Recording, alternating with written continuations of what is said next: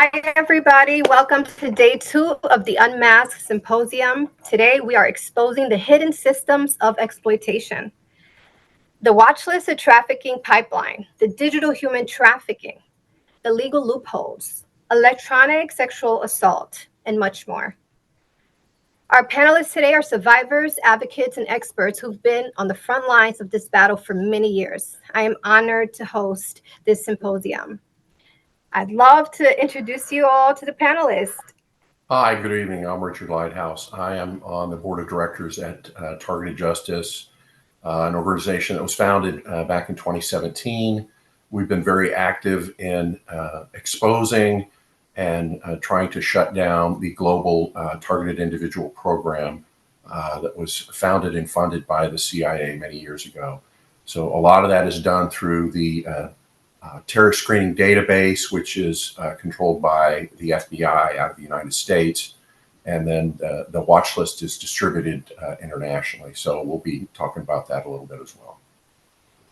Hi, I am Ana Toledo. I am in the advisory board of Targeted Justice, and I am an attorney from Puerto Rico that have been targeted for over 20 years now. And I am here fighting for freedom for absolutely the very last member, not just a community here in the United States, but also outside of the United States through various legal mechanisms and social media. Hi, Kim. Hello there, Sarah. Thank you for inviting me. Of course. So I'm Kimberly Mosby. I am a targeted survivor. I am the host of the podcast Unveiling Shadows. I am an author of Unveiling Shadows, of Course of Control, and a TEDx speaker. Glad to be here.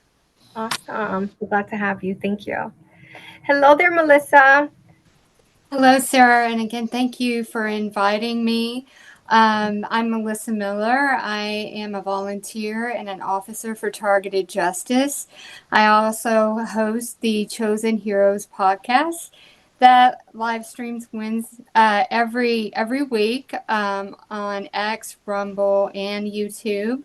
I have been targeted for over 13 years, and it is, I believe, my sole mission to help others that have experienced the horrific impact and all that comes with being a targeted survivor, and to give them hope and encouragement and connection and community and a voice to speak. Thank you so much, Melissa. Hello there, Dr. Sampson.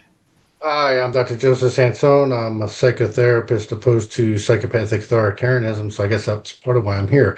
I probably consider myself to be the least of an expert on this topic than anybody here, but I do a podcast regularly on my website, josephsansone.com, and write regularly there as well. And so I'm interested to learn, and I might have a little different perspective from the mental health perspective, so I think it should be an interesting conversation.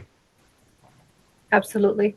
Thank you so much, all of you, for joining us today. We have a very jam-packed agenda, so let's go ahead and get started. So, Richard, I know you've been doing this for quite a while, many years now. I call it research and investigation. So let's just get right to it, right? The TSDB list, as you mentioned, are there multiple watch lists, or are there just many avenues to get onto the TSDB list? Because there's a lot of confusion with that. I know the Quiet Skies is one of them, right? With the TSA, currently it's sort of in the media. But many people want to know, are there multiple government watch lists, or is it just the TSDB list and then many different forms of how to get into them? That's a great question. So the terror screening database was actually set up under George Bush Jr. During his administration, right after 9/11. And the attempt was, it's done under Homeland Security Presidential Directive number 6. And it attempted to bring together all of the various targeting lists that the government was using at that time, and to put them under one banner and one control function, And the FBI now runs that, and it's known commonly as the watch list. But the terror screening database is a combined list of both domestic and international people that have been designated unwillingly as suspected terrorists. So there's multiple categories under that heading. The most serious is category 1, for which the FBI considers if you come across one of those people, they are to be immediately arrested. And the categories go down, but what's interesting is categories 3 and 4, which comprises most targeted individuals, is clearly a list that is not a watch list, it's a blacklist. These people, the Office of the Inspector General has repeatedly stated these people have no known ties to terrorism, and yet their names appear on a list as a suspected terrorist. So unfortunately, this is not the first time the government has tried to compile a blacklist. It goes back to the 1950s under the McCarthy era, and this is just the latest version of this. It's certainly grossly illegal, unconstitutional. There's no means or methods to have your name removed. The DHS is also involved, and the TSA Quiet Skies list is operated under DHS, but it appears that those names may also appear on the terror screening database and be the source of where they get those names from. So it looks confusing from the outside, but the watch list is the primary reference tool that's used by the U.S. government and governments all over the world. And those governments have signed up under a treaty, an illegal treaty, to use and share the terror screening database. And so it's unfortunately a list that's gotten out of control. It's a very large list. We estimate more than 6 million names are on this list worldwide. Wow.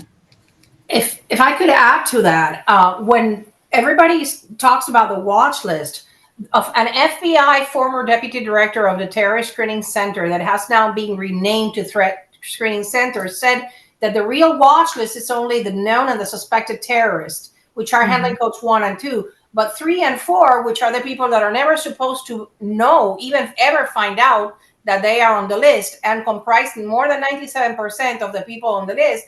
That is the blacklist. That and there is absolutely no recourse because you're never supposed to find out that you're there. And it's people that are put there are whistleblowers. Now we know J6ers, anybody that opposed COVID mandates, any parent that went to oppose a school board meetings to protest, because during the past 5 years, the people on this blacklist has exponentially grown to we don't know exactly. The numbers we have are from 2019. But right now, we figure that in the United States, it may even be in the millions, because back then it was 300,000 before all of these events. Wow. Wow. Well, thank you for that. Yeah, from what I last read, if I'm not mistaken, that the TSDB list, which is the Threat Screening Center, you said, right, Anna? Not Threat Screening Database. Is that right? No, it's the terrorist screening database that the government under the Biden administration wanted to rename it to the data set because they want to limit the information they give you. Now, it is what Patel did is that he renamed the terrorist screening center that administers it. He renamed it to the Threat Screening Center, but it's the same thing. And you are seeing the amazing thing that is happening now with the declassification of documents is that people that had no clue they were classified as a violent extremist now know it, such as parents that went to protest at school board meetings, or like I saw today in a hearing in Congress, somebody that refused to put on a mask in an airplane was put on the list. So it's absolutely, the common thread is this: they have no reasonable suspicion to be put on any unconstitutional list without notice or due process, or even worse, a means of redress. That means ways of getting your name out of it. And Samuel Robinson from the Terrorist Screening Center put in a sworn statement under penalty of perjury that people are placed there under secret criteria. Right. Yeah. Do we know what that is? What's the secret criteria? Do we have access to that? Well, recently, for example, Tulsi Gabbard declassified a document dated December of 2021 where anybody that opposed COVID mandates was declared a violent domestic extremist. Wow. Then there are people, whistleblowers, the original people that have been placed on the list. People that, for example, the J6ers, all of them were put in there. And not only them, you can recall that baby, a 6-month-old baby, Right. Yeah. was placed on the quiet skies just because the baby was the son of a J6er. We at Targeted Justice know of 5-year-old girls that at the age of 3 were targeted because they started hearing, the V2K. So they during the past 4 years they expanded it, and the good news is that with all of the exposure that is happening, particularly Senator Chuck Grassley that exposed that there were 2 hidden categories in the FBI system. Well, that is where they're putting this information, and that's what we're going for next. Okay. Okay, great. So now that we're talking about more of like the statistics or data, if I'm not mistaken, there's about 70% of the watch list that's women. Is that correct? Or is it off a bit? Remember that the watch list is the known and suspected terrorists. Known are the ones that are not allowed to fly, and suspected are the ones that are screened thoroughly and get the 4 S's on their boarding pass. Now, handling codes 3 and 4, which are the people that are the victims of government weaponization that are never supposed to find out that they were on the list. Targeted Justice numbers originally was at around 2/3 were women, right? Yeah, approximately. 2/3 women. That's why we believe this is a hate crime, because they target women that are usually middle-aged and single, so that they have no witnesses to verify their versions of what's happening to them. Wow. That's terrible. I mean, I think this is exactly why the symposium is so critical, especially for Divine Sisters. As I, started this organization, I myself am a whistleblower, and I found myself on this watch list as well 2 decades ago. So the women that I encounter and I meet daily, they're also, expressing to me the same thing. A lot of them are single women or single mothers, and they are absolutely experiencing all the harassment, male tampering, poisoning, you name it. So the 2/3 sounds about right, and it's terrible. And that's actually what I wanted to discuss with you next. So from my perspective and many others, it seems as if this watch list, right? And thank you, Anna, for breaking it down that way, because I really didn't fully understand the different, levels within this watch list. But there's a clear indicator of like this watch list and the different groups into digital human trafficking, right? This pipeline, so to speak. And I know that it's not a common thing that people are fully like openly discussing about, but in my opinion, and please correct me if I'm wrong, this really falls under digital human trafficking, and it's just a means of doing that. Would you agree? Well, I can tell you that it's happening in many ways, okay? And one of the things that we're seeing, and Richard can talk about it because he saw it from the beginning, is that women are getting incapacitated and getting raped and getting filmed. And that is exactly what Representative Nancy Mace denounced, that 4 men did to her. And she tried to denounce it to the Attorney General, who in turn threatened to file charges against her. So what's happening is that all these law enforcement institutions are protecting these criminals that are doing these sexual aggressions on incapacitated women, which reminds us of what happened to Giselle Pericot in France, whose husband would crush sleeping pills and have men come in and rape her who are incapacitated, I have no doubt she is a targeted individual. He would film her. And so that is happening in all of the United States. It's a continuation, and it's unfortunately DHS, it's who's behind it, because it's the boots on the ground gang stalking that is behind this, in my opinion. I don't know if you have a different opinion. Yeah, it's been a difficult topic to discuss, even in under targeted justice. So women are reluctant to come forward. We haven't been able to get good statistics, but just informal surveys that we've done suggest that about 50% of the women are willing to discuss having incidents of non-reported rape, both virtually and physical. So it's a huge number just out of our members. And then we also have, I have received evidence from women that get the electronic rape. Right. And I don't know to what extent this is, shared with people. I mean, I don't know about that, but I do know that it's the most sadistic, heinous, horrific thing that anybody can conceive of. These people are, whoever is doing this, they cannot. The evilness, it escapes my mind. Like this one woman that sent me her diaries. As she is being raped electronically with directed energy weapons, she has the voices of children telling her, "We're not raping you, we're just stimulating you." And this is consistent in her diaries that she sent to me. Wow. That's terrible. I know later, we will discuss further the ESA, which is the electronic sexual assault.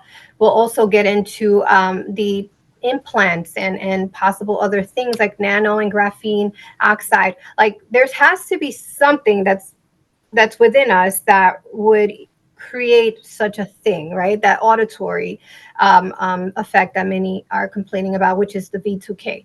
But and even the electronic sexual assault, like the penetration and the burning sensation that a lot of women complain about.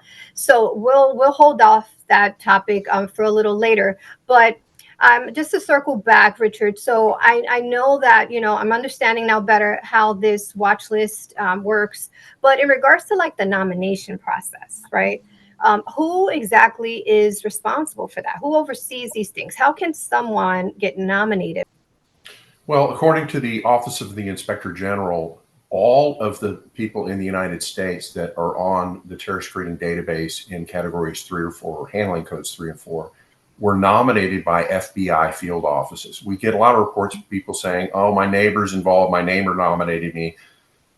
There is a standard nomination form, and we've posted it in our newsletter and on our website, that clearly anybody that has access to that form can submit it to the FBI, but the actual nomination is done by the FBI.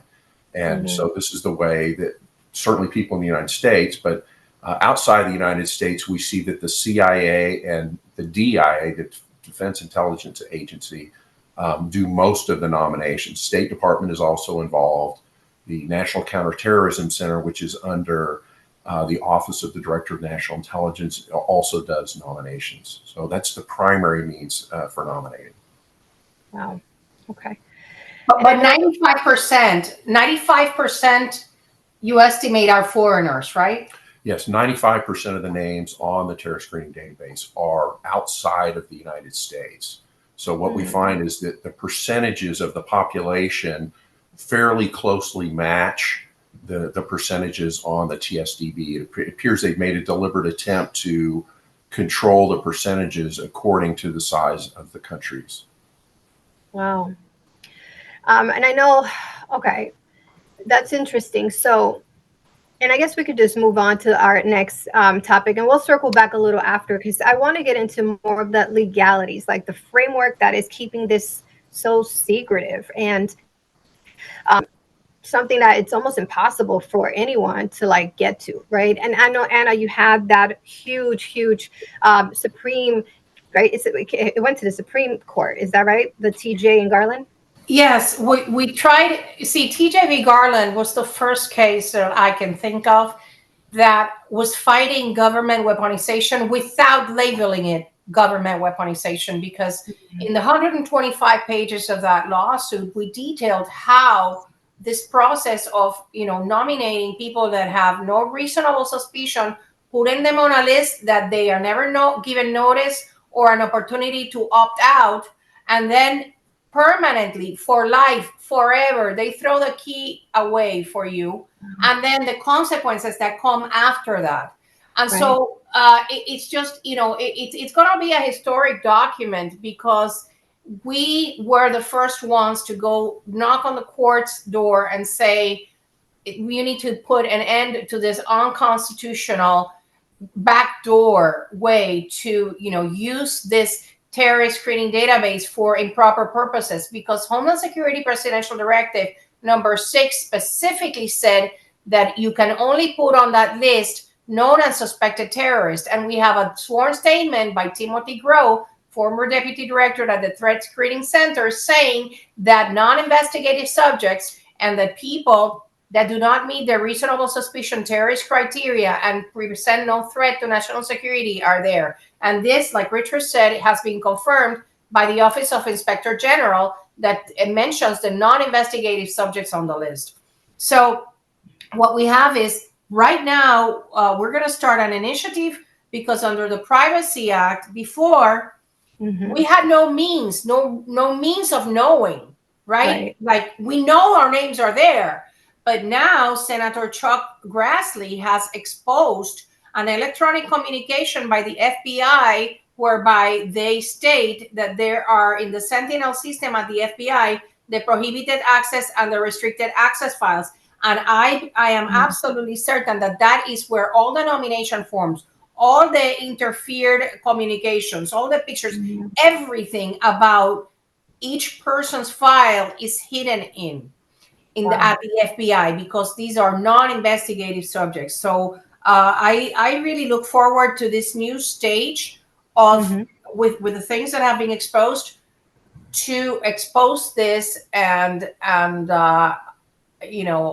like today, in today's hearing with Ron Johnson, that I saw today, they seem to not know all this information that Targeted Justice has accumulated. So we really need to get through, to pierce the veil and get through to them, because our efforts have been severely obstructed by, the powers that be, and that's what we should emphasize right now, for all victims in this community.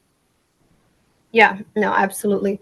I've done a bit of research, and I found that there are many things that are keeping this secret and so difficult for us to fight against. Something like the FISA Section 702, that right there is the warrantless searches, right? That's one of the things that they're using to do a lot of these backdoor warrantless searches on TIs. Is that right? Okay. They have, yeah, that's it. And also they do what it's called sneak and peek. They come into your house, and they just look around, and that's exactly what it is. It's horrifically illegal. It's a violation of the Fourth Amendment. Right. Just being on a list, just being on a government list without probable cause or reasonable suspicion, notice, or opportunity to confront the evidence against you, that in and of itself is a violation of the Fifth and Sixth Amendment. But the Fourth Amendment and the Fourth Amendment, they are using FISA. And how do you know how they're getting the sneak and peeks? Is it through FISA? I never knew that term, Anna. That makes sense, because I know a lot of us, our homes are, vandalized. I had no clue that's the term. Yeah, it's very common for targeted individuals to report break-ins at their home, and it's apparent that that's done through an illegal FISA warrant. And the FBI calls it a sneak and peek. There's different terms for it, but again, they try to justify it under the illegal Section 702 and using the FISA courts, which the FBI has proven they're willing to lie to the court to get what they want. So again, illegal on top of the illegal. Right. Yeah, because don't they have to present like some form of evidence for the courts to even approve? As But then, far as we know, right? FISA court proceedings are very secret, and what little information we get on how they go about it, it simply requires an FBI agent to swear that something has occurred. That seems to be all the only requirement, which again is grossly illegal. You're not allowed to defend yourself or any of the accusations. Right. May I ask you a quick question on this? Sure. When they do the sneak and peeks, does local law enforcement, are they informed about this? And if you inquired, would they tell you they did this, or is this totally denial? As far as we know, this would be under the prohibited access, restricted acts files.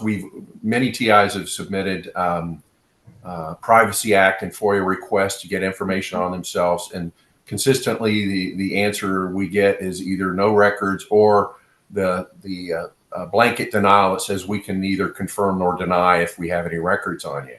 So unfortunately, that's been a very difficult door to open.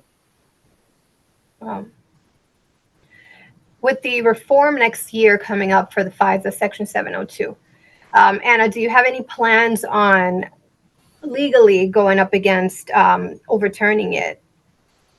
Well, the effort that I'm trying to have everybody with the evidence we have now about the prohibited access and the restricted access files at the FBI, what that proves is that people that have been denied their Privacy Act request, they were all illegal. So I am asking everybody to file them again with a specific language that I included in the newsletter, and we have it in the webpage as well, because I intend to pursue that to the end. Why? Because I believe that every single person that was illegally placed on that list, all their FISA warrants are going to be in that prohibited access files, or the restricted access. So just as the law gives them a right, now we know FBI has been hiding because the person that is working to answer the FOIA, the Privacy Act request, does not have the security clearance to look in those files. So they wouldn't even get a hit because they were not allowed to get a hit. And if they got a hit on the restricted access files, but what I do know is this: they were looking in something called the central record system. They were not looking in the entire Sentinel system.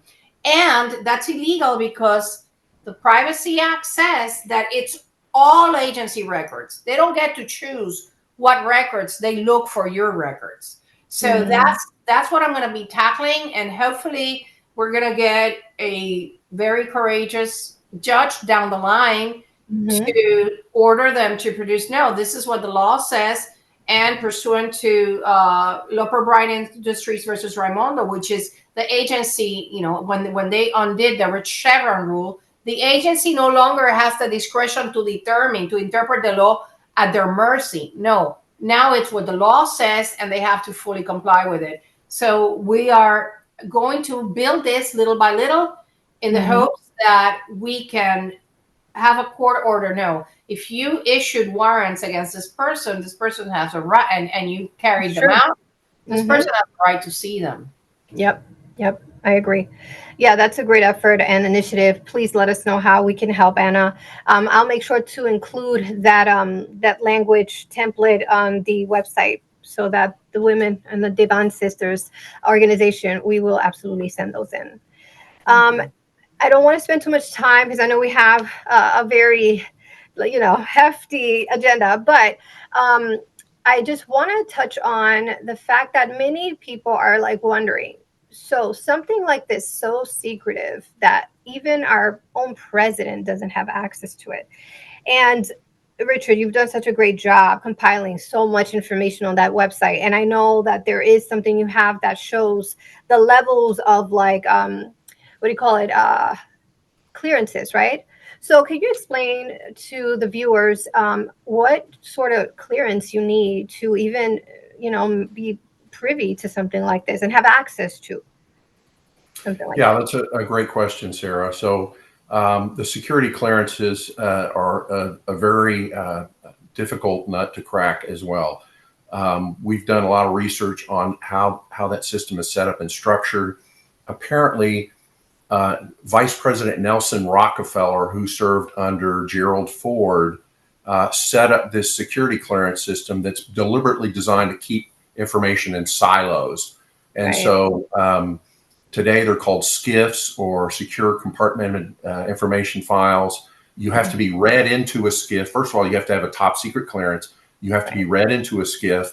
And the people that work on these SCIFs are very, very bluntly told, we have a bullet with your name on it if you reveal this information.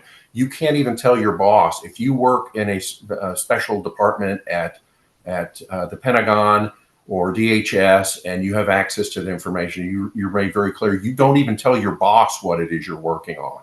Wow. So this information is denied to the president, which is the president's security clearance is known as Yankee White. That's not particularly classified, but that security clearance is around what's called level 17. And there are approximately 38 levels of security clearance under this system that was set up by Vice President Nelson Rockefeller. So the highest levels of the security clearance is where the targeted individual program is apparently hidden. It's under codename Ultra, which is short for MK Ultra. So the MK Ultra program under the CIA was never shut down. They just renamed it and changed the classification of it, and it continued. So back in the 1970s, when they had the hearings on MK Ultra, they were told to shut it down. That's clearly not what happened. So MK Ultra and COINTELPRO under the FBI have been merged and combined into a program on steroids. And it's grossly illegal. And that's one of the things that we hope to expose as part of this. Awesome. Thank you so much. That was really helpful. I also know that there is, and I know I've also seen you on X post about a similar executive order that also protects this watch list, right? One of them is the Executive Order 13526 that Obama signed back in 2019 that would put this program under a USAP program and keep it under national security. Are there any other executive orders that we should be made aware of? And what can we, the people, do to get these overturned and or like completely just stopped? Yeah, unfortunately, the way the government, when the government's trying to cover up something, they make it look like they're exposing it. But if you read the language carefully, you find that there's lots of loopholes that are deliberately put into law. In particular, this one's under Executive Order 13526, which appears to be an order telling government agencies they cannot classify something unless there's justification for it. So if it's corrupt, they're not supposed to classify it, but clearly they do. And if you read the language carefully, it says there's a loophole that says unless the director of the director of national intelligence makes an exception, or the director of the FBI, the director of the Department of Justice makes an exception, then they have legal validity to do so. And so this executive order, combined with Executive Order 12333, which clearly states how the CIA and the FBI segregate their responsibilities. This is another area that's problematic for TIs. So the CIA is not supposed to have domestic operations, and they clearly do. And the FBI is not supposed to work outside of the United States, which they clearly do. So these executive orders are not being followed, or they're creating loopholes that allow them to continue these illegal operations. Right. Okay. I know we also have the 21st Century Cures Act, which at this time, I think there's many targeted individuals who are being scanned for implants and foreign objects and RFID, nano, you name it. So I know that on your website, and I know, Anna, I've seen you and you too, actually, Richard, with the blowhorn, which does work, by the way. I've tried it on myself, and I have heard, my body has made some noises. Would you say that once you're on like the TSDB list, or maybe like a good amount of people that end up on this TSDB list, right? Are these people also being implanted? Our surveys have shown that every targeted individual that has done the megaphone test, and I encourage folks to get onto our website or read our newsletters on this subject, every targeted individual has apparently been illegally and non-consensually implanted, and typically many times. So we don't just find someone who's got one implant. It's typically multiple implants. The megaphone easily identifies them. It's a simple law of physics. You can try the megaphone with any piece of metal and it won't sound off. It'll only sound off if it's a metallic or graphene-based conductor of electricity and electricity is flowing through it. Then it will detect it and sound off. So I encourage folks to try this for themselves. You can buy these megaphones for about $15, maybe $20 online. Target, eBay has them as well. And you can do a simple survey. We typically find them around the neck and the ears, particularly along the back and the shoulders, multiple implants. And we've had many TIs run this test and confirm the presence of these illegal implants. Would you say that, because I'm just really curious, right? I'm probably certain that everyone who's been on this terrorist screening database or threat screening data set, they've been implanted, right? So wouldn't you say that there's something far more nefarious going on here? This is illegal human experimentation, illegal we are not even consenting to being experimented on. I would say this is far more than just being illegally watchlisted. This is now kind of crossing over. And I wouldn't even know what to call it other than they're breaking all these laws. We're being experimented on. I agree, and I'd like to hear some comments from Dr. Sansone. I'm an engineer, and I think this really falls under more of a medical category. And I would certainly like to hear his comments and ideas on it. Well, first, I'm not a medical doctor, psychotherapist, but I think that there's a mental health crisis developing here because, can you hear me okay? Am I loud enough? Yes. Yeah, okay. I think there's a mental health crisis developing because I don't know that there's a clear protocol to determine whether someone is being targeted or not.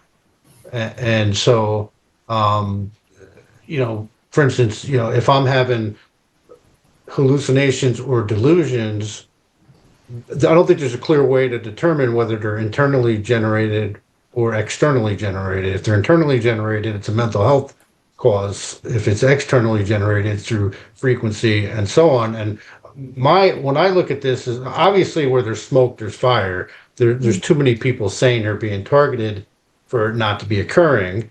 Now, this doesn't mean that everybody that says they're being targeted is actually being targeted. And that I think is the mental health dilemma, because you have a liability either way. If you came to me and you're saying you're being targeted, and I just assume you're telling me the truth when really it was a mental health issue that could have been treated, then that's a problem, and vice versa. And that's where I see a real problem is I just don't see a clear protocol. One, most of your therapists probably even never heard of TIs, and what's occurring with frequency and so on. And so that's what I see the challenge as. And then the other thing is, if you came to me and you actually are being targeted, what can I do as a therapist? I can't stop the targeting. I might be able to help you cope with it a little more. Now me, because I specialize in clinical hypnosis, I might actually be able to help a little bit. Because, for instance, I've helped people with tinnitus before. So because hypnosis can affect your senses very well, so maybe you can alleviate symptoms, for instance. But that's where I see the challenge. It's obviously unethical and immoral, and then you're getting into the category of when you're talking about these assassins and so on. Who's being MK Ultra, for lack of a better word. I remember back in 2014, there was a young man here in Florida that shot up a university library, and he put out a few hours of video where he was saying that he was being targeted with the voice to skull and so on. So. I know people that have been targeted but now in their cases, they're people like, for instance, I interviewed Nate Cole, and he's the one that blew the whistle on Uranium One with Hillary Clinton and all that stuff. And so he was targeted. He was poisoned twice, and he was gang stalked. And he, he's a guy that worked at the NSA, used to do encryption, hack into other government systems and protect our systems from being hacked into. So he's a very credible person saying this, but I mean, I don't. And then the question is everybody that's being gang stalked actually being gang stalked, or Because if I am having paranoid hallucinations and delusions, I'm not. It's like an addict admitting that they're an addict. So that's the challenge I see, is coming up with a clear protocol on how to actually address this issue from a mental health perspective. Thank you, Dr. Sansone.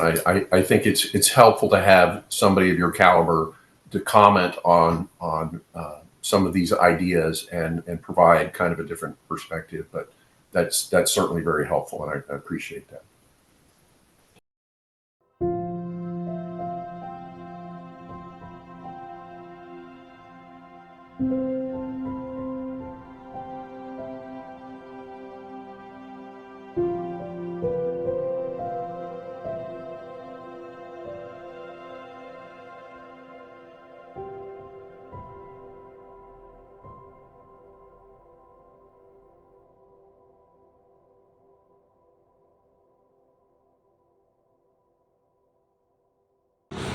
My name is Allison Amy Ireland.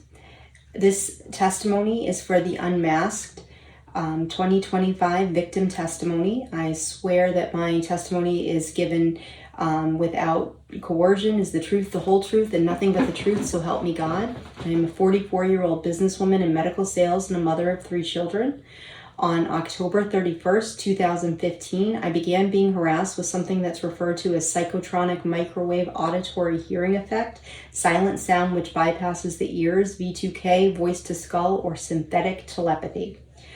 Overnight, I started hearing people talking in my head, sometimes as loud as someone in the room next to me, using standard scripts to document, traumatize and document response. In the beginning, they would keep me up for days on end, not sleeping, not eating, screaming the most horrific, disgusting things you can even imagine 24/7. I have no history of mental illness. I've never been depressed. I'm told that this brain manipulation can be done remotely via psychotronic weaponry. However, I do not make claims to the technology itself.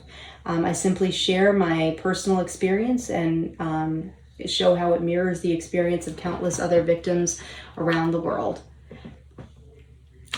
We literally do not have a private thought in our head or a private moment with our families, like Scottish MK Ultra psychiatrist Ewan Cameron developed back in the 50s.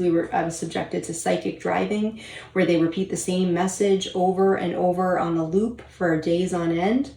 I know that it is AI sometimes in our heads, but I also feel like oftentimes it is other people that we are telepathically communicating with. They use scripts to deceive and control. They'll play music, recite riddles. Sometimes we'll hear things as trivial as, what they're getting for lunch or how long their shift is. On January 13th, 2016, on my 35th birthday, I was drugged for the first time with what I believe to be a biofrequency used to generate a drug state for almost a full year, every other day. I felt like I had taken LSD. I do not do drugs. I did experiment in college with hallucinogenics, so I know what the feeling of being like on a hallucinogenic feels like, and was able to recognize that it was not mental illness and it was a simulation of a hallucinogenic drug. They would make me feel like I had taken a significant amount of hallucinogenics every other day for 9 months and then just stopped. And except for a couple specific times, like a Pavlovian dog, when I tried to raise awareness, get other victims together so we could try to collectively figure out what to do about what was happening, or when I went to the FBI. This is not how paranoid schizophrenia or mental illness works. I, again, am a hardworking, tax-paying American. I've committed no crimes. I don't know who's doing this to me or why they're doing it. I have also been raped with the no-touch simulated rape that they do through EEG heterodyning. I've seen a hologram in my room of a cartoon character, and the most important thing is that my story is not unique. It's trivial compared to the atrocities of others, even around the world, by this remote technology. This is a silent crime. The victims, the assailants have complete plausible deniability, and the victims are gaslighted. What we need is neuroethical legislation to protect our brains from being hacked. Knowing that people can access, share, and manipulate what's in our brain, or at worst torture us remotely, is not okay. We are not lab rats. We are people who should have the right to cognitive liberty, mental privacy, mental integrity, psychological continuity. Please help us to make tomorrow more bioethical than today. Thank you for coming to this seminar.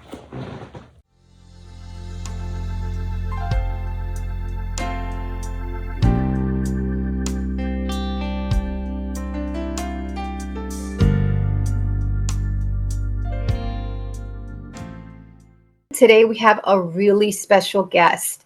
Our next guest prefers to remain anonymous, and for a good reason.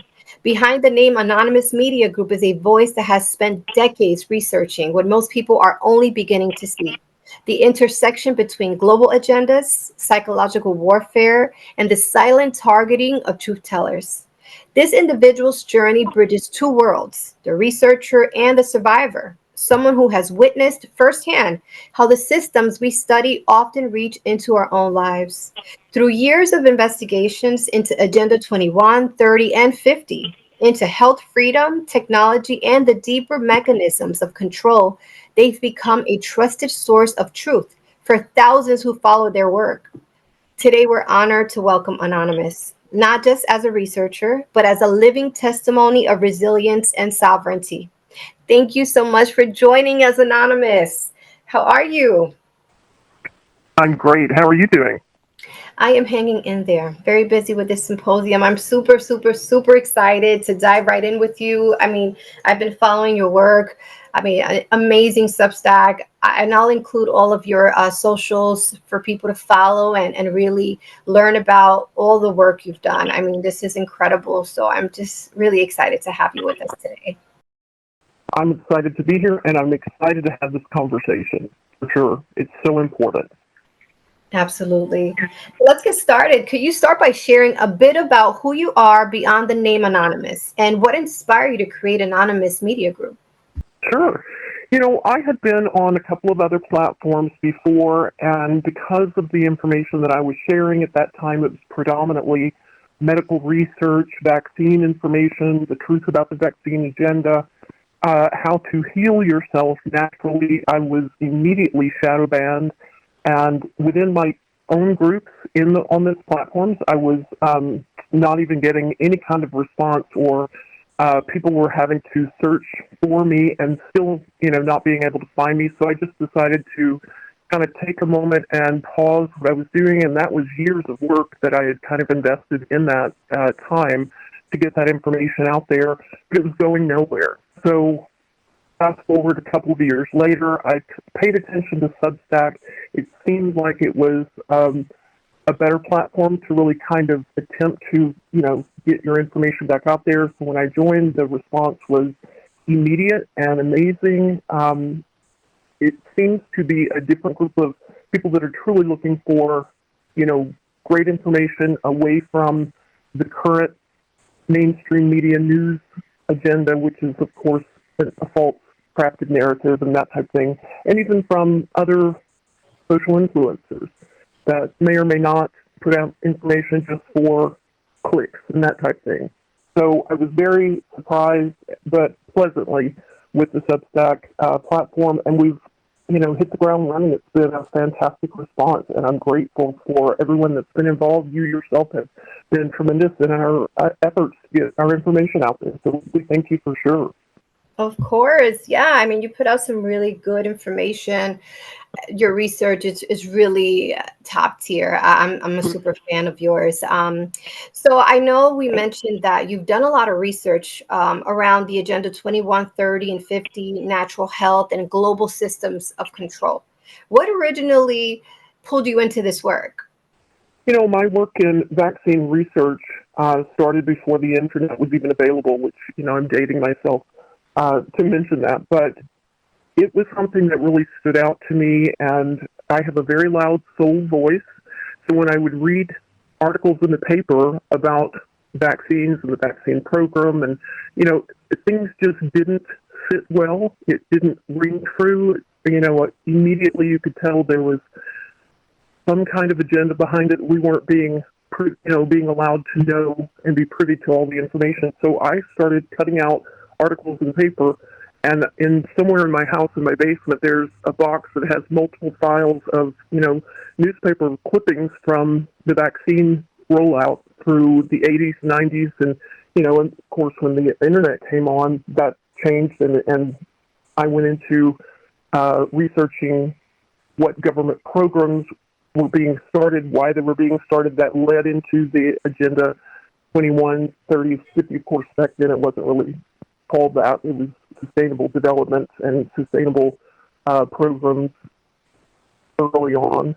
So it just really kind of took a life of its own, and each thing kind of led into another segment of that topic. Mm. That's really interesting. So, was there a defining moment when you realized that you were researching, like what you were researching was also affecting you personally? Definitely. In fact, there were three. The first was realizing the truth behind the vaccine program and what it was designed for. I had a gut instinct of what it was about. That's why I think it kept, showing up and presenting itself to me, and standing out when I would look at the paper and see these articles. Something was jumping out about the vaccine agenda. So I already kind of suspected it was a darker agenda. The second, recognizing the truth behind the depopulation program. And of course, the third is the fact that when you share this information of the work and the research that you've done for years with your family and friends, and they don't listen, that is extremely hard to take emotionally, because you know what is coming. Right. Wow. How would you describe being targeted? What does that look like for you, or in your experience? How would you define that? Well, the most frustrating and dangerous feeling ever, it really is. I knew I was being tracked years ago, but recently things really have changed, especially with DEWs and what I've been publishing about DEWs and them being used on our citizens. That really has kind of ramped up just in the last couple of months, things that have been happening to me that I don't normally talk about. I refuse to give energy to allow that to continue, so I don't normally really focus on that. I know that they're happening. I've had, just to give you personally an idea, just in the last couple of months, a tremendous amount of interesting accounts try to join my Substack, and they're not following anyone else. There's zero activity on their account except for subscribe to me. And they have blocked names. They have zero emails showing up. You can't track them. So I just block those now. They're just absolutely not getting through. It's a scary time, because we were expecting things to change with, a move away from certain political groups, and things have continued. In fact, things have ramped up in some cases on certain individuals. So it's a very scary time. Are you talking about recently or just in general over time? Yeah, like over time. The thing that really stood out to me were the holes in the stories and most people wouldn't know this, again, because if you don't research the story behind the mainstream media release, you won't know this unless you really start reading everything that's available about it from other sources. So it takes a little bit of legwork, but the Oklahoma City bombing was one of the first events that just sent up red flags everywhere. And if you really know the background on that whole scenario, there are so many holes all over that story. So once I recognized that, other things started, as things would start happening. 9/11 was a huge, immediately when I was watching that, I actually saw the charges on the building go out. You could see the puffs of smoke, from the charge on each floor. And then the building was, shortly thereafter collapsed. And so you just become aware of looking at things differently when you're a researcher. Right. Yeah, I do agree that event still very much suspicious and so many holes. I don't think we're ever going to get the full truth. So, Anonymous, tell Yeah. me, after so many years studying global agendas, what's one truth you wish everyone can see clearly? You know, if someone is thinking in terms of Democrat versus Republican, then you're still very far behind in the full understanding of what's happening. Mm. It is not about, you know, left versus right, conservative versus liberal. That is one of the smoke and mirrors and the lines of distraction that they use to take our focus off of what they're really doing. Especially for those who are experiencing the EMF and the directed energy weapons and are Right. highly sensitive to these technologies.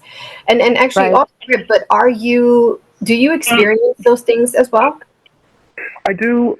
Migraines are one of the things that I have affect me, and I've taken precautions at putting harmonizer devices on my Wi-Fi and on the routers and smart meters and different things like that around my home to make sure that I can offset the frequencies, the harmful frequencies that are coming through. So I think it's really important that we do everything that we can, to try and offset that as much as possible. I'm not a person that would be good at having to remember to flip off your Wi-Fi at night and turn it back on in the morning. I would never remember that. Yeah. So I do the, as you've probably seen my EMF series articles from Ted McCullough, from my EMF guy. So he has those types of products that help harmonize those frequencies, and it really helps tremendously. Yeah, so what's one major misconception the public has about targeted individuals or covert programs? The major thing that I run into is that people think it's still a conspiracy theory and that it's our government, and they wouldn't do that to citizens, and they think it isn't happening. And I am afraid to tell them it absolutely is happening. It happens all the time. If you think your government wouldn't do that, then you're probably at the infant stage of learning, which is not a bad thing. Everybody's going to be on their own level of learning. But it is not a conspiracy. It is happening. And what do you think? Because I have seen lots of efforts, more than ever, in this community, and even some of our allies trying to expose this. What do you think needs to happen to really get us over onto mainstream, news and media coverage, something where it really cracks this thing open? What do you think is missing? Well, unfortunately or fortunately, many people are going to need the proof that this is really happening. Well, it's going to be hard to really do that unless you have someone that you've set up with devices that can make a read on these things. So how many people that are regular citizens have that ability? But whether the thoughts coming into your head are organic and similar thoughts that you've always had all your life, or if they are tremendously different and darker and of a nature that don't seem to be from you yourself, then I would suggest keeping a logbook for that type of stuff when that happens. But we have got to get people that really speak openly about this, because most of what the problem is that the general public doesn't know enough about it. They stay so distracted from the noise in their life with, going to work, running to the grocery store, taking Johnny to football, all that kind of stuff that is designed to take your focus away from what's really happening. You're going to have a certain amount of those people you never, ever get. But then you're going to have the ones who have been sort of paying attention to this. They didn't really know what was going on, but they knew something didn't seem right. Those are the ones you're going to get to start recognizing what's happening. Yeah, and I want to add that what I've noticed is that the law hasn't caught up to the technology. And because it's so secretive, right? it remains that way. So it makes it very difficult for us to evolve and have these doctors and specialists to really provide other means of holistic ways to see, okay, is this person really being targeted? Are there other internal things happening, or is it external, right? So there's no way to really measure it when it's so secretive. And unfortunately, we really don't have that support right now. But I do think we're headed in the right direction. So I want to say thank you so much. I think this was a really good segment. So we're going to go ahead and move on. So is Kim in the building? I know you just covered gang stalking on your podcast. So I thought it was a good opportunity to give the viewers more of a definition and an understanding, like for those who don't know, what is gang stalking? Okay, gang stalking is a coordinated harassment that these people can be paid by city officials, like city hall members, and via gift cards to go and harass a targeted individual. And it is meant to basically traumatize the victim to control, because we already know that MK Ultra is a trauma-based mind control. And yeah, so gang stalking is a very interesting coordinated effort to try to discredit and push the target into isolation or fear. So I know you, if you want to add to that. Yeah, no, absolutely. It is coordinated harassment, coordinated stalking. They use different tactics, but I think, from everyone that I've at least met, it seems pretty scripted. They do follow sort of the same script. The smear campaign is a big one, and I know Richard had mentioned, like, a lot of people do think their neighbors are involved. I mean, to a certain extent, are they? Like the gang stalking. I would think that some of my neighbors have been in regards to just like the harassment piece. You know what I mean? Like when I would leave the house, they would follow, or they also would leave at the same time. Pure coincidence, or is it just gang stalking? So, yeah, I would agree with you, Kim. It is absolutely just that. Yeah. So And I the don't. Sorry, go ahead. The community outreach programs are part of this. The neighborhood watch sticker that used to think that neighbors were watching to keep you safe. Nowadays, they have coordinated those, and basically brought these people into community watch groups that are part of the gang stalking, in my personal opinion. Yeah. Yeah, I agree. And I would say, I mean, I don't know too much of it, but from my research, that is something that is overseen, or I don't know, the fusion centers have, something to do with this, right?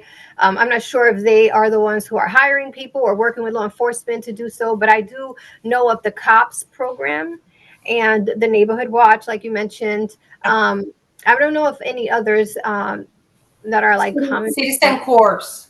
Citizen Corps, Yes, yes, yes. they are very actively involved. And also the InfraGard do the electronic, surveillance, because InfraGard works with FBI, Citizen Corps works with DHS, and they get millions of dollars in grants per year to do their little, illegal operations. Wow. Yeah, that's terrible. I've been learning about the flock safety, and we'll discuss that a little later. But that's also something that I've noticed is being used for illegal surveillance as well. So there are people like myself who I'm like, am I on the flock safety? And there's something that happened that actually showed me that I was, and I'm like, why would I be on the flock safety? Like, you know what I mean? It was just ridiculous. But yeah, so gang stalking is something that most people would call a phenomenon, but it's actually now finally getting the appropriate attention and taken seriously, because it is actually really happening. And for others who aren't really, in the know or in the community, it is coordinated harassment, coordinated stalking. There's many different tactics that are used pretty much to surveil this person 24/7. And they do the sneak and peek, as previously mentioned as well. That's part of the ways that they do harass, and they'll go in your home and vandalize your home and your car, etc. So yes, these things are absolutely happening. So when you hear someone say, hey, I'm being followed, and maybe Sanson, maybe this is also for you and doctors alike, possibly something that needs to be taken more seriously these days, and not just assume it's mental health issues. You know what I mean? But that's a bigger conversation to be had. But before we move forward, anyone else would like to add anything? Yes, I would like to add something. I think one of the primary tactics for gang stalking street theater is to invoke a response out of the one being targeted that can easily classify them as being, maybe mentally ill, paranoid, acting out, out of fear, and trying to protect themselves, and leading them into or nudging them into acts that could get them charged, convicted, put in jail, institutionalized. I think it really is a major tactic with the gang stalking, because it puts a targeted person into this hypervigilant state. Their central nervous system is over, stimulated, and their subconscious is constantly on red alert, waiting for the next, shoe to drop, per se. So it's very, until people understand when they are being targeted that this is a major motive to discredit them and to get them easily labeled. It's like, making the handlers and the stalking, those that are committing these acts, job easier by, us, acting out on the events. Yeah, I'm actually really happy you said that, because you're right. It's much bigger than just your street, gang stalker who's like following you and taking pictures of you. These people are being set up in many cases, right? And they are made out to be crazy. And so they are being discredited, and it makes it very difficult for them to access any form of help because of that. It is such a sophisticated system put in place. I mean, it's incredible, but I'm grateful because, we have the Annas and the Richards and all of you frontliners really who are breaking this door down. And because of that, we're finally really getting some traction here. So thank you so much for that, Melissa. I do have a question, Richard. So every person that's in at least the code 3 and 4, would you say that every one of them also experienced gang stalking or some form of gang stalking? Or is that just like selected few? Well, no, that's a good question, Sarah. So we did a survey back in 2018, 2019. At that time, we had about 760 members roughly. And we did surveys to determine what folks were experiencing out of our membership. And at that time, we found that gang stalking was experienced or reported by about 92% of our members. So it's a very high percentage.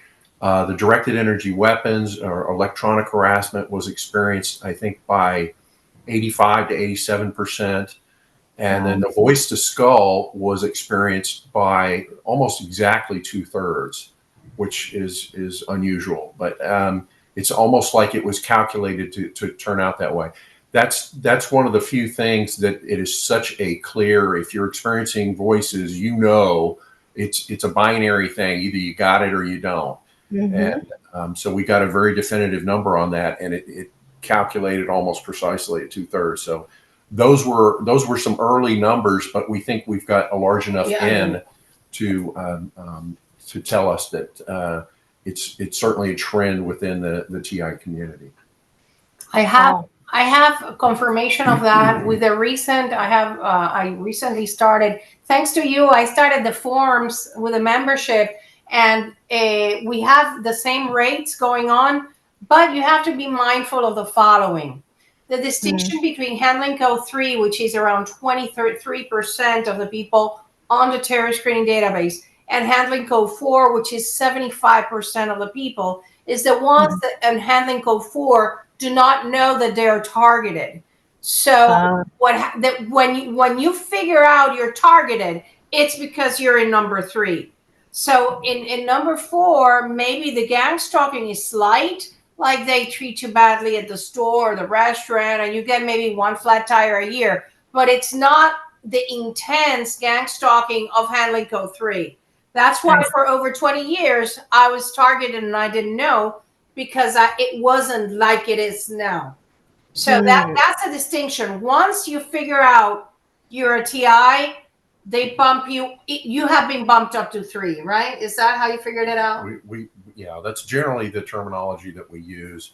The FBI has not clarified how they label those handling codes, but we've kind of inferred it from the feedback we've gotten from our TI community. So the bottom line is that most targeted people don't know that they are. So a lot more people are targeted. They just don't know because they're most likely in 4, right? Wow. Exactly. That's so interesting. And the fact that they're able to bring you, they're able to bump you to 3 or to any other. That's just so interesting to me. Like who's doing that and why? You know what I mean? Like I get so curious about like process and like who's overseeing this, like who's making the shots, like why is this person now bumped to 3? What made that? Why? You know what I mean? Like I'm just curious, and I can't wait for the day that we have full transparency because I want to learn all of it. Thank you so much. Before we move forward, anyone else? Okay.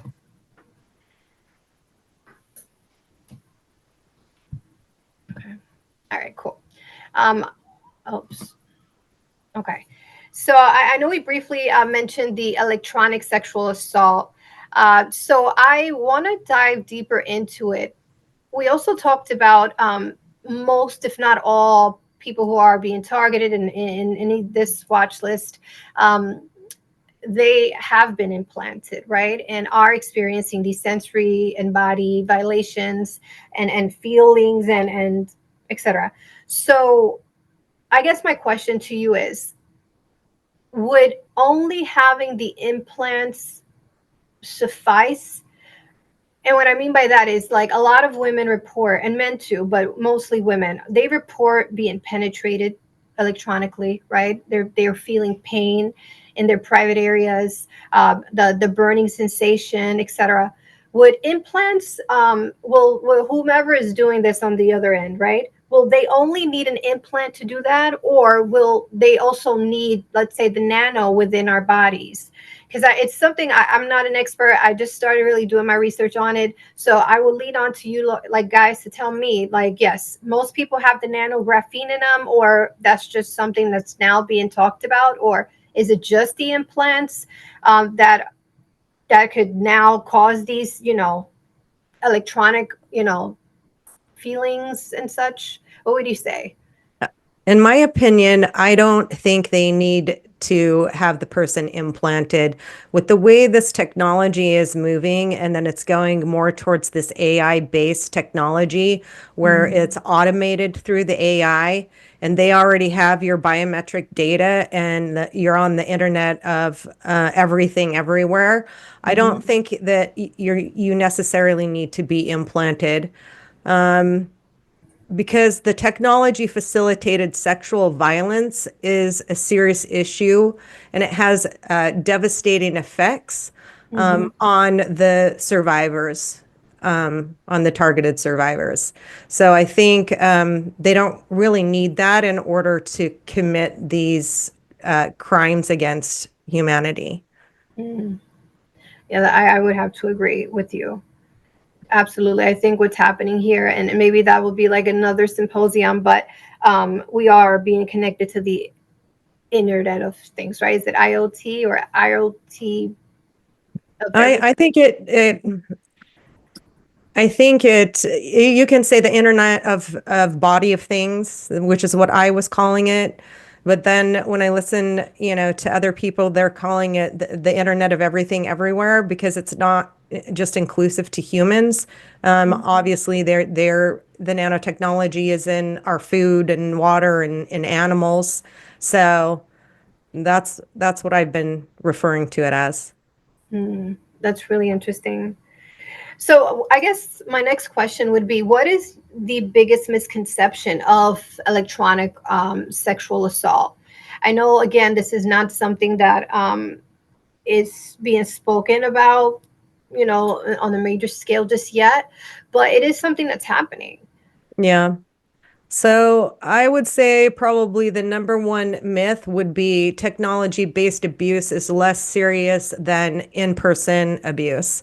Mhm. And the fact is, tech-enabled sexual violence is just as harmful, can be even more inescapable than in-person abuse because the perpetrators can reach the victims no matter where you're at, Right. right? Yeah. Yeah.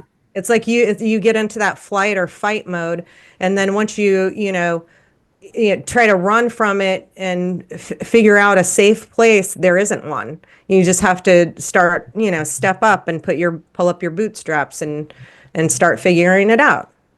Right. Yeah, I found this interesting because, to your point, there is really no way out of that, right? We can't really escape something like that.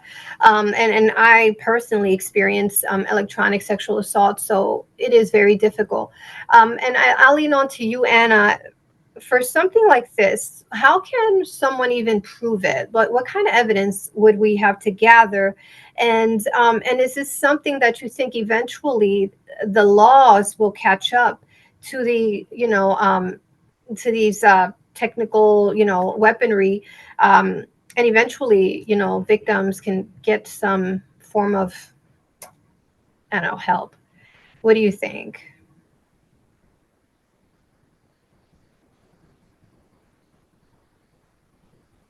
Anna? Your mic's off. You're muted, Anna. There, I'm sorry. Okay. So the laws, we don't need to enact laws because the laws are there. Is, the sexual aggression, maybe they will have to perfect it because here's one thing. We know that sexual aggressions originate in Colorado Springs and are felt somewhere in Rhode Island, for example. So that's one of the things. But it is my hope. It is my hope that we get to the point where the firing logs at the CIA and Space Force, because Richard, he believes, that the CIA is operating. It's operating these weapons as well. He can explain how he gets to that conclusion because the level of cruelty and the level of just heinous atrocity by it can only be the sick people at the they have psychiatrists and psychologists that create and craft your torture menu there.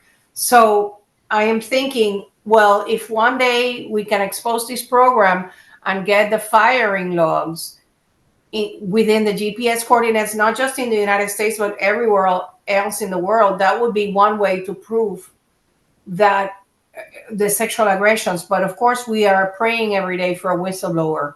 That is what we are praying for because all these crimes against humanity need to stop, but I think because that's one of the questions I had for him, and it's how are we going to prove not just the sexual attacks but all sorts of attacks, the burns and everything, and it's let's get the firing logs on these weapons.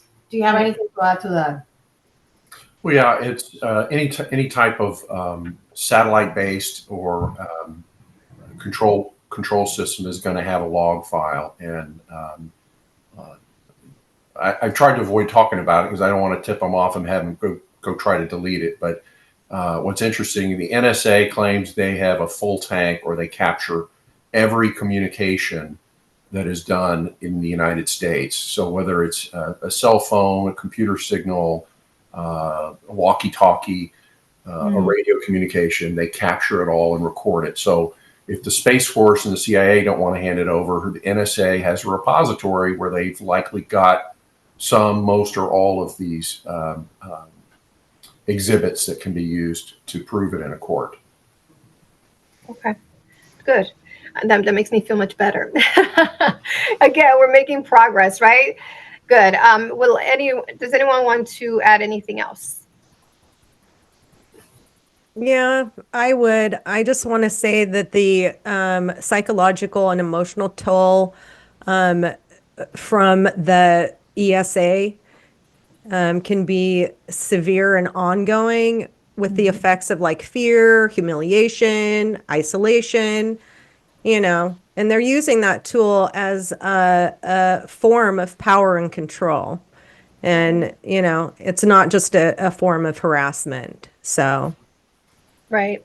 Which is, yeah, that's exactly why I focus so much on the digital human trafficking, because that's exactly what it is. We're being trafficked, we're being sexually exploited. So yeah, I can't wait. I know there's Representative Luna and there's others in Congress and our Senates that they're doing the work, but a lot more has to be done for us to finally, break this thing open. Thank you so much. We can move forward. So the Havana syndrome and human experimentation, which we've touched on, many of the, and I guess I'll lean on to you, Anna and Richard, and then the others, of course. So do you find that those who have been on the watch list or placed on the watch list, are all of them experiencing directed energy weapons? And will eventually everyone have Havana syndrome? Our surveys right now, I have something like 93% are being electronically harassed. Wow. And there's also the component that Richard can speak more about, which is the subliminal messaging. Yep. And the 5G, which, even if you are not per se a victim of government weaponization, which is what we're calling what we're calling the members of our community, we are the victims of government weaponization. But he can talk to you more about how it's the entire population that is being attacked with subliminal messaging, which is done with the same technology, right? Yes, unfortunately, the voice-to-skull technology, and Dr. James Lynn has actually done an excellent textbook, college-level textbook on it, describing the math and physics for how the voice-to-skull technology works. It's done with a microwave beam, usually from cell towers. It can also be done from satellites. And if you can do voice-to-skull, where the voices are actually consciously aware of in the victim's head, then by simply adjusting the frequency a little bit and turning down the volume, you can also make it appear as a subconscious message. And we're working on a technical discussion on Trump derangement syndrome and some of the gender dysphoria that people are seeing. And we believe that can be tied to subliminal messaging. There's not something in the water that people are drinking that explains how at a university in Rhode Island, 41% of the students report that they are gay, lesbian, transgender, etc. It's phenomenal, and they've tracked these numbers for decades, and it went from about 4% up to around 41%. So there has to be a cause and effect that can explain that. We believe it's done with subliminal messaging, repetitive, thousands and thousands and thousands of times every day on these people to alter their behavior, their personality even. And Dr. Sansone may be able to comment on that as well. It's basically a technology that's used to alter your personality. Dr. Ewan Cameron, who worked for the CIA in Canada, used a very horrific type of, he called it psychic driving, repetitive messaging to alter a person's personality. And he morbidly bragged that he could turn anyone into a serial killer. So the technology is very powerful. Yeah, I do. But what was the name of that book by Dr. James Lynn? It's called, Dr. James Lynn wrote a book. It's available on Amazon. I believe it's called Auditory Effects. Microwave auditory effect. Auditory effects of microwave radiation. Yeah. Got it. And Yeah. So back, I think when Obama was president, they did a study of the overall population, and 2.4% qualified as LGBT, and only 0.1% of that was like transgender. So yeah, if you're seeing something like 41%, that's ridiculous in any location. So that's something abnormal is going on there. So it could very well be subliminal messaging. The thing I'd say about that is if you're aware of it, you can reject it. So the thing about it is the one thing that can't be taken from you without your consent is your mind. They can take your property, they can imprison you, and um, you can learn to develop your mind to fend off a lot of this, I believe. And maybe I'm a little biased because I do specialize in clinical hypnosis. So you can reject those suggestions. The problem is if it's subliminal, you don't even know the suggestions coming. For instance, in like standard hypnosis, you've got direct suggestions, and then you've got indirect suggestions, which are sometimes can be embodied in metaphors and that kind of thing. A lot of times when they used to do the TED Talks, the really good speakers, they'd start off telling a story, and then they'd interrupt that story, get to the meat and potatoes of their presentation, and then they'd wrap it up by telling you the conclusion of the story they started in the beginning. And the reason they do that is because once you start hearing the story, you're entering a little bit of an altered state of consciousness, very light one. But so yeah, it's you do have the ability to reject. So people who are aware of the targeted program, if they start feeling any shift, they should they should work on redirecting their own thoughts and that kind of thing, because that's the one thing that can't be taken away from you without your consent is your mind. Now I get it. We're up against, incredible technology here and we don't know the full scope of it. But I think one of the things too is I would not underestimate traditional suggestion. And what I mean by that is if you go turn on Amazon or Netflix, every other program you're watching at is glorifying a sociopath or a psychopath. I mean, there's just nonstop murder after murder. This is such indirect suggestion of violence, and it goes along with this overall sadism that we're seeing. Because part of what they want to do is they want to humiliate you. So when like people are watching these programs, don't even realize that they're defecating on your soul.